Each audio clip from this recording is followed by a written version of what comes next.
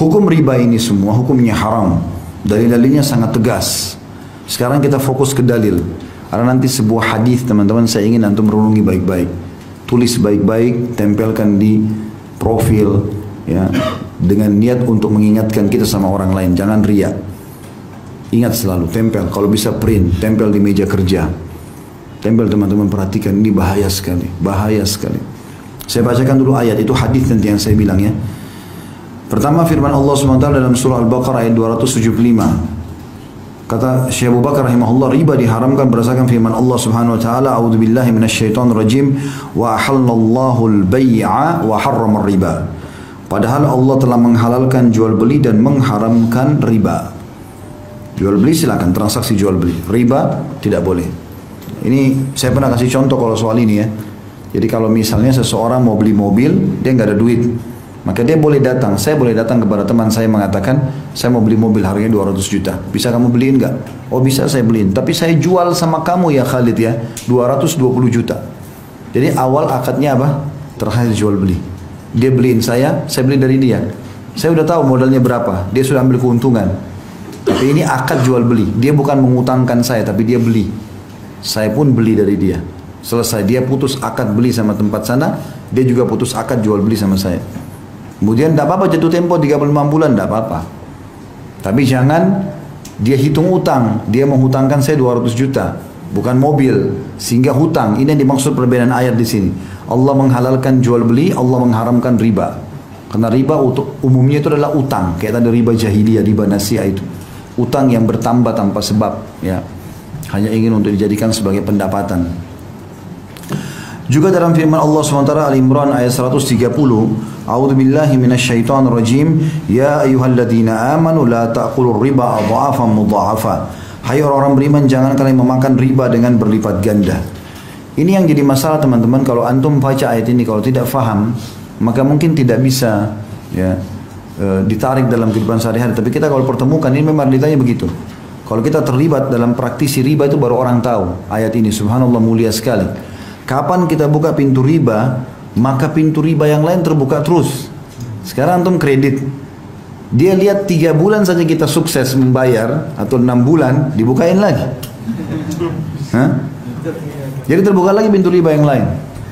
Kartu kredit itu makin besar harta antum, maka makin besar limitnya. Karena mereka berharap ada keterlambatan, 1-2 produk, 3-4 produk, maka hidup dari situ. Karena itu jadi masalah.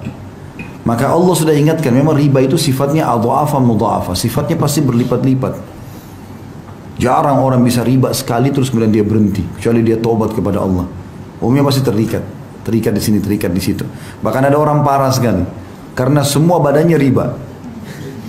Odol, uang riba. Sikat giginya riba. Ya, sabun dipakai mandi riba, samponya riba, baju pakai riba, bantal tidur riba, sendok riba, gelas riba, semua riba, air minum riba. Kenapa? Pakai kartu kredit semua.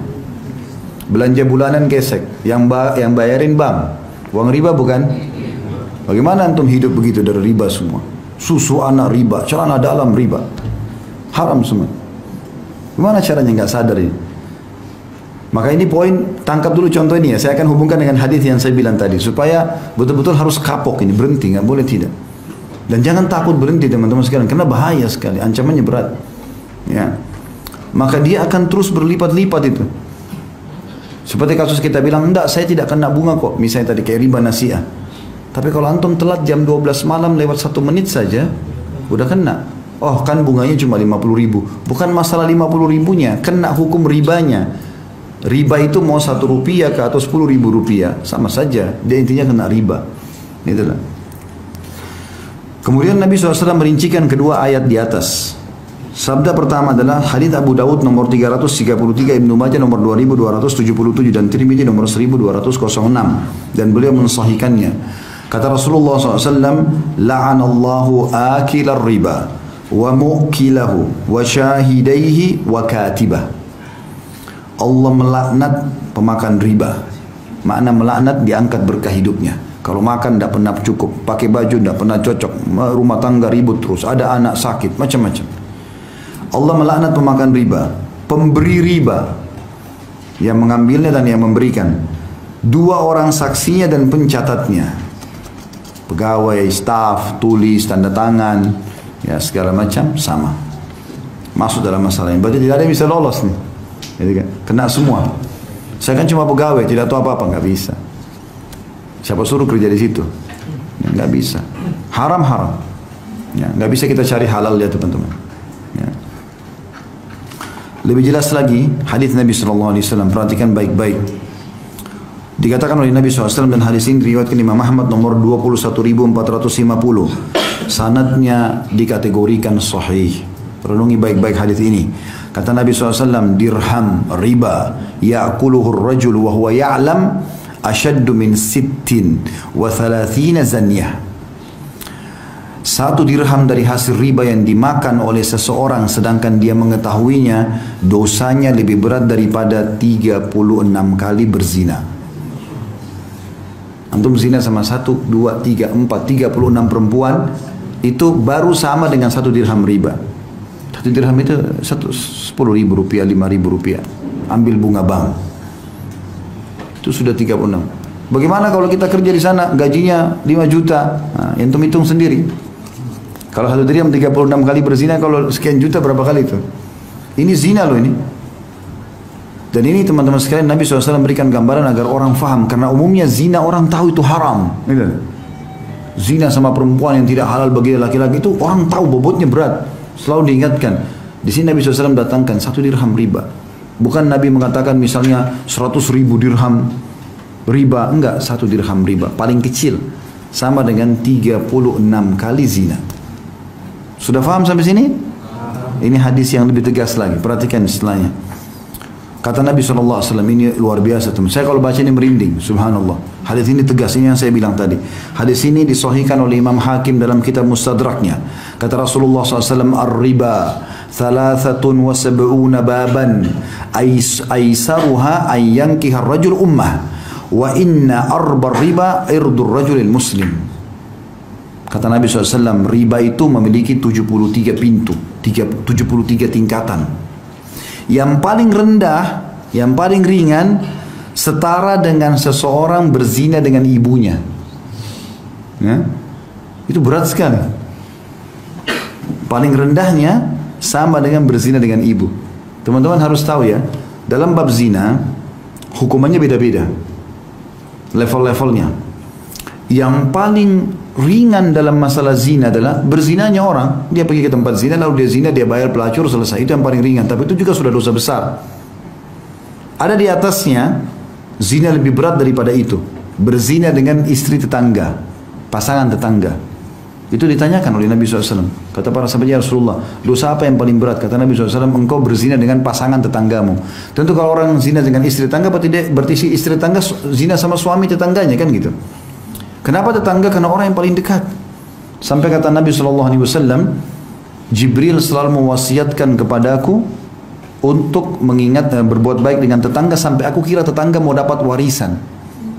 Walaupun tetangga itu orang kafir, tapi kita berbuat baik. Nabi SAW waktu di Mekah itu disakiti dengan Abu Jahal, Abu Lahab, kena tetangga semua. Nabi SAW tinggal di rumahnya Khadijah. Khadijah rumahnya di komplek mewahnya Mekah. Sebelahnya toko-toko Quraisy semua. Hampir tiap hari pintu rumahnya ditaruh kotoran, taruh sampah. Nabi SAW sambil senyum, mengangkat sambil mengatakan, beginikah kalian bermuamalah dengan tetangga? Nabi nggak balas, karena tahu ini bahaya. Kalau dibalas maka hukumannya sama nanti. Gitu. Jadi ini luar biasa kan? Zina dengan tetangga. Lebih lagi di atasnya, zina dengan istri mujahid. Jadi kalau ada orang pergi jihad, istrinya si mujahid itu seperti ibu kita. Kata Nabi SAW, kedudukan istri para mujahid sama dengan ibu-ibu kalian. Seperti kita hormati ibu kita, harus hormati walaupun istri mereka masih muda. Bukan malah datang diganggu. Karena perempuan lemah. Pada saat suaminya jauh, dia bisa digoda. Laki-laki bisa memberikan hadiah, bisa berikan perhatian. Apalagi mereka pakai perasaan. 1 bulan, 2 bulan suaminya pergi, mulai ada WA syaitan. Kenapa sayang, butuh bantuan apa? Ini kalimat syaitania. Orang bisa tergoda. Kalau sampai dia berzina dengan istri mujahid, walaupun itu perempuan memang dasarnya juga dia berdosa, tapi ini yang menzinai itu dosanya berat sekali. Kata Nabi SAW, si mujahid itu akan didatangkan hari kiamat. dengan si pelaku selingkuh dengan istrinya, lalu Allah bebaskan dia mengambil pahalanya sesukanya. Kata Nabi SAW, ya, kata Nabi SAW, apakah kalian kira si mujahid akan sisakan pahalanya? Tanda tanya. Nggak mungkin. Dia pergi jihad, berperang jalan Allah, antum datang ganggu istrinya? Hah? Nggak boleh. Makanya perempuan yang sudah bersatu suami, antum kasih X besar-besar. Sudah selesai urusannya. Mau cantiknya seperti bulan, ada cerita. Udah haknya si laki-laki itu. Karena tidak ada poliandri dalam Islam. Nggak mungkin lagi perempuan punya dua suami. Haram. Ya. Antum minta kepada Allah diberikan istri yang baik. Kalau sudah jadi istri orang, selesai urusannya. Jangan pernah sentuh wilayah itu. Karena ada orang punya penyakit itu. Pernah ada orang tanya saya di pengajian, Ustaz, saya punya masalah dalam ini zina karena saya suka ganggu istri orang. Karena dia berpikir kalau orang sudah menikah, mudah kalau dia berzina pun tidak ketahuan karena sudah ada suaminya. Beda kalau masih gadis nanti hamil di luar nikah. Makanya dikasih posisi dalam zina tinggi. Yang lebih tinggi lagi daripada istri mujahid adalah berzina dengan mahram. Anak sama ibu, anak sama ayah, ya, saudara sama saudarinya. Ini paling tinggi. Sampai kalau zina sama mahram ini, kan hukum zina itu teman-teman kalau dia berzina kepergok sebelum nikah, dia tidak menikah, masih bujang atau gadis, hukumnya dicambuk 100 jera dan diasingkan 1 tahun. Tapi kalau sudah nikah dia apa? Dirajam, gitu kan. Tapi khusus yang zina sama mahramnya, mau sudah nikah atau belum nikah, rajam langsung, hukuman mati. Karena bahaya kalau lahir, kalau hamil pun ini bahaya, anak ini statusnya gimana? Masuk dalam mahram, hati-hati, mantan pasangan orang tua. Ya, misal seorang duda punya 3 anak laki-laki. Umurnya si duda ini 50 tahun. Anaknya paling tua umur 25 tahun misalnya. Lalu sekarang dia nikah lagi sama perempuan umur 20 tahun. Berarti istrinya sekarang lebih muda daripada anaknya yang pertama. Tetap ini ibunya ini. Mahram abadi. Kalau ayahnya sudah menikah, ini ibunya. Seperti ibu dia, mustahil. Nggak ada apa-apa, nggak boleh apa-apa. Sampai pernah di zaman Nabi SAW ada orang menikahi mantan istri ayahnya. Oleh Nabi SAW diutus seorang sahabat, disuruh hukum. Ya. Disuruh hukum, kemudian diambil hartanya sebagai harta rampasan perang, seperti rampasan perang. Itu bahaya sekali, nggak boleh gitu kan. Jadi mantan pasangan orang tua juga masuk di sini. Sama juga dengan tidak ada namanya mantan mertua, tidak ada mantan anak mantu. Kalau sudah dinikahi oleh anak kita berarti mahram kita abadi walaupun anak kita cerai dengan pasangannya. Ini harus diketahui. Ini tingkat tertinggi dalam masalah zina, yaitu zina dengan siapa? Mahram. Bayangkan di sini riba. Kembali ke bahasan kita. Riba 73 tingkatan. Yang paling rendah orang berzina sama ibunya. Jadi terendahnya riba sama tertingginya zina. Selain 36 berzina tadi, ini sama dengan zina sama ibu sendiri. Nabi kasih contoh kalimat itu. Seperti seseorang menikahi ibunya sendiri. Dan pintu yang paling berat, ini hati-hati teman-teman. Pintu yang paling berat dalam masalah riba itu selevel, setara dengan menodai kehormatan seorang muslim. Faham gak ini? Saya ulangi ya. Tertinggi dari zina adalah zina dengan mahram. Terendahnya riba sama dengan ini. Berarti riba ini berat sekali karena dia sama dengan hukumnya orang zina yang paling tinggi kan gitu. Tapi subhanallah ada yang lebih harus kita hati-hati. Tertingginya riba itu dosanya selevel dengan mencoreng kehormatan seorang muslim.